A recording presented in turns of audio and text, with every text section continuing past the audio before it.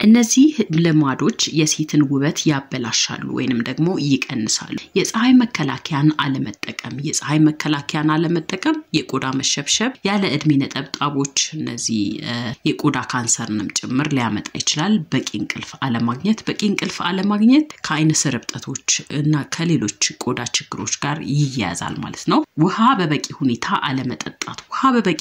አለመጠጣት የቆዳ ድርቀት እንዲሰነጣጠቅ ድርቀት እንዲኖር እንዲሁም ደግሞ ድብዝዝ ያለ ቆዳ እንዲኖር ያደርጋል የፊት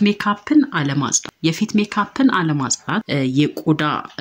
ቀዳዳዎች እንዲዘጉ እንዲሁም ብጉር እንዲፈጠር የቆዳ መቆጣት እንዲኖር ያደርጋል ብዙ ስኳርን መውሰድ የቆዳ የመለጠጥ አቅምን ይቀንሳል ይህም ደግሞ ለቆዳ መሸብሸብ ይዳርጋል ማለት ነው ሌላው ማጨስ ያለ ጊዜው እርጅና መጨማደድና የቆዳ ቀለም እንዲለወጥ ያደርጋል አልኮል መጠጣት ቆዳን ያደርቃል እብጠትን ያስከስታል እና የደም ስሮችን ይጎዳል ጭንቀት እንደ ብጉር ኤክማ እና የፀጉር መርገፍ የመሳሰሉ የቆዳ ችግሮችን ያስከስታል የቆዳ ምርቶችን አብዝቶ መጠቀም እንግዲህ የቆዳ ጤንነት ይጎዳል ቆዳ እንዲቆጣ ያደርጋል ይደርቃል እንዲሁም ደግሞ ለጉዳት ይዳረጋል ከመጠን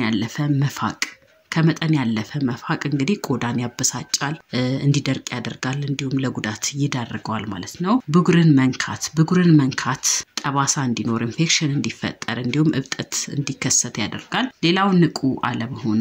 አለመሆን እንግዲህ ደካማ የደም ዝውውር እንዲኖር የገረጣ ቆዳ እንዲሁም ደግሞ የጡንቻ ድክመትን ያስከስታል እነዚህን መጥፎ ልማዶችን በማስወገድ እና ጤናማ የአኗኗር ዘይቤን በመከተል ሴቶች የውበት ገጽታቸውን ልትጠብቁ ትችላላችሁ